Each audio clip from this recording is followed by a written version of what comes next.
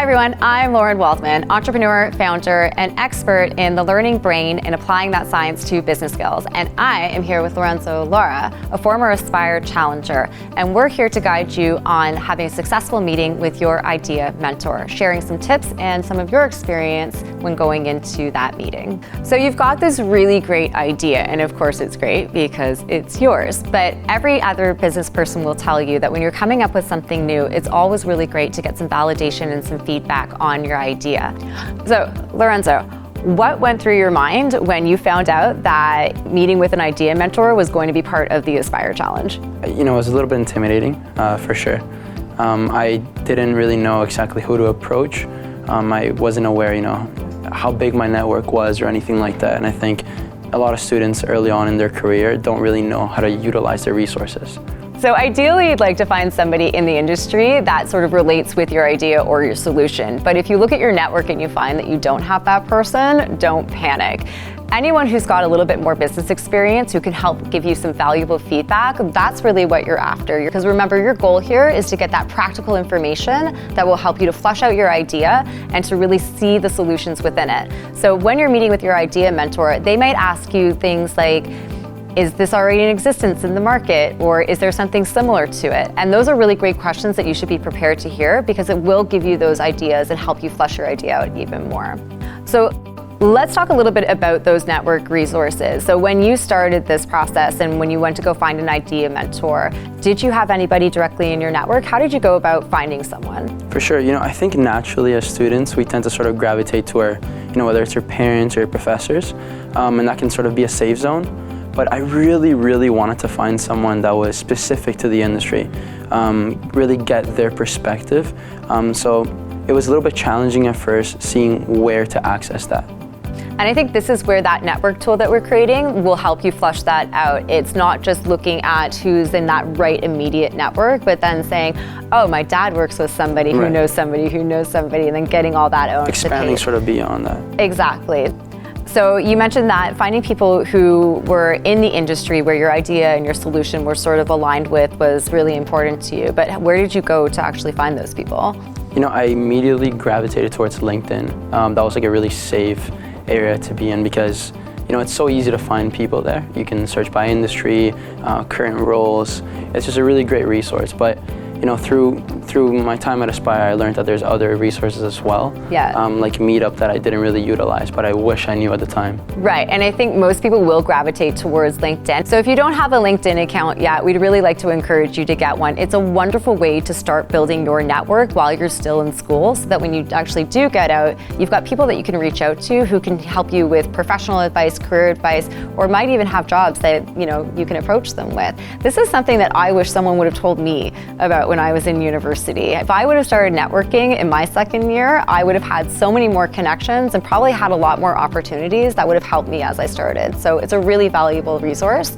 And we've put this on a resource list as well as some other things that you can look at on the templates that we've created for the Aspire Challenge, which you can find on the Aspire website under the Challenge tab. So I'm guessing that you actually did find out people to reach out to. And when you did reach out to them, what exactly did you say? How did you approach that? For sure, yeah, I reached out to them. I told them about the Aspire Challenge. Quick intro about yourself, and then proposed a time, a place, and what my idea was, and hopefully to get their insight. Yeah, and I think that's a really crucial first step to this, is when you find people that you want to reach out to, not only tell them a little bit about yourself, but tell them a little bit about the Aspire Challenge. Frame what it is that you're approaching them with so they have good context, so they understand how to reach back out to you in response. And then you set up a meeting with them. Mm-hmm. Now, obviously, I would hope that before you went into that meeting, you prepared a little bit. A bit, not too much. Not as much as I would have liked to, definitely. What did you do to prepare? Yeah, so I came in with a set of questions that I wanted to ask. I had done some research on their industry as well, which I think is really important because you want to understand their terminology, especially if you're doing something that's a really small niche. And then another part is, I kind of came into the meeting really open-minded.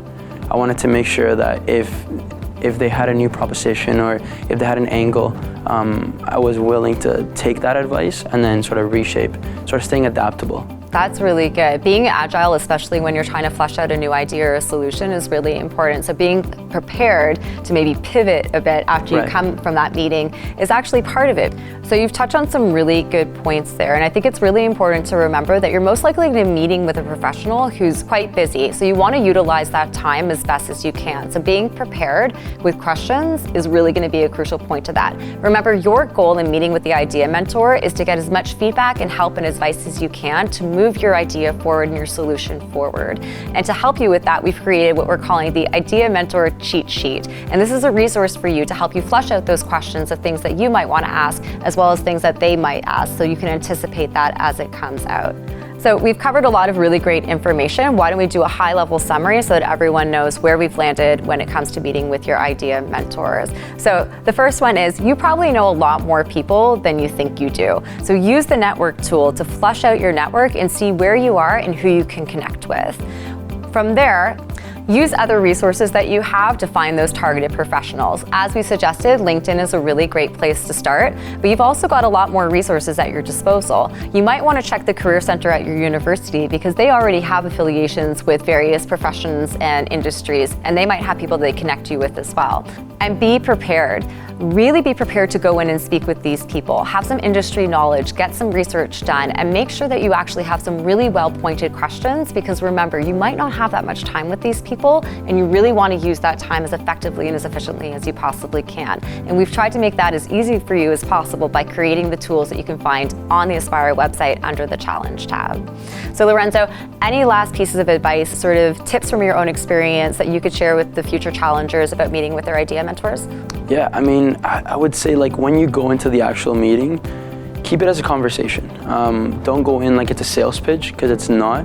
You know, your idea might be the greatest next best thing, but I think when you relax and you take that step back, you can really engage with your mentor, and you can really make it more so a conversation and really extract the value in that way. And did you stay in touch with your mentor after? I did, yeah. So one big tip is, once you finish a challenge, and if you do get through, hopefully you do, is stay in touch with them, connect with them, send a follow-up email, thank them for their time, and build that relationship so it can last you throughout your career. Yeah, and that's a really great point that you make there, is you always want to make sure to follow up with people that you're reaching out to. A small thank you goes a really long way. So we really hope that these conversations have helped you, and that the tools that we've created as well will guide you in creating a really great experience with your idea mentor.